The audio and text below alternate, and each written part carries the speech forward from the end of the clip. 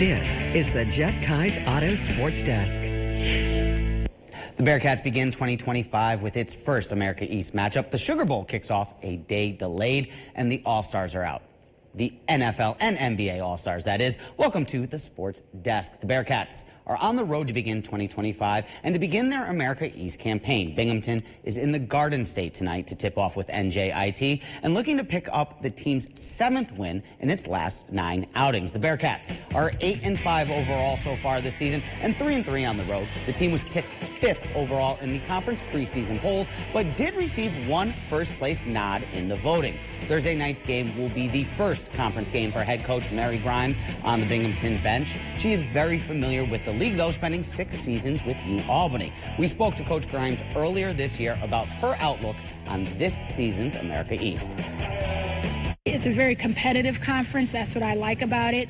You have your top tier teams that we're trying to break into, with Maine, Albany, and Vermont, so it's very competitive, and I'm excited to attack it. As for that game, tip-off in Newark was at 6 p.m. This one right now, 19-14. The Bearcats got out to an early lead thanks to a 7-2 run to get the game started. The Sugar Bowl was delayed a day after the terrorist attacks that occurred on New Year's Eve in New Orleans. Fans returned to the Big Easy on Thursday with heightened security all around the Superdome.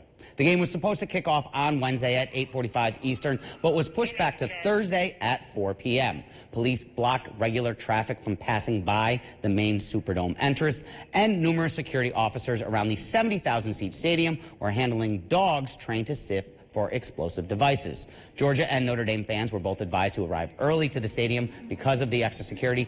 The Superdome also is scheduled to host the Super Bowl on February 9th. Before the singing of the national anthem, a moment of silence, lasting close to half a minute, was held. And for the game itself, this one was close for about the first 28 minutes, and then it just wasn't. Riley Leonard finding Bo Collins right before the end of the second quarter for the score. Then the Irish taking the opening kickoff of the second half to the house. Notre Dame up 20-3 in the third quarter. NFL out with its rosters for this year's Pro Bowl. 2 Buffalo Bills finding themselves on the invite list. Quarterback and MVP candidate Josh Allen leading the way alongside with his backside protector Deion Dawkins to represent the AFC. Allen this season has 40 total touchdowns and more than 3,700 passing yards. Dexter Lawrence, the lone representative for the Giants on the NFC side. The Big Blue All-Pro has 9 sacks this season, along with 23 solo tackles and 1 forced fumble. No one from the New York Jets found their name on this year's roster. And in the association, the first round of All-Star voting also out on Thursday. Karl-Anthony Towns, who is named the NBA's Eastern Conference Player of the Month today as well.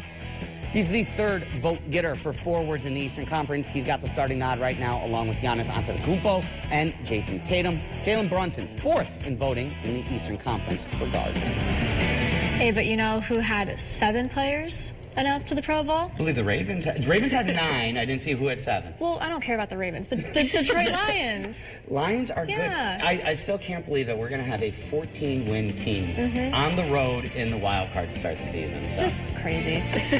Well, the Jets now are officially the worst team in the league because the Lions have done so good the last couple of years. It breaks my heart, but also makes it full. All right, Zach, thank you. And don't go anywhere. We have one final story next.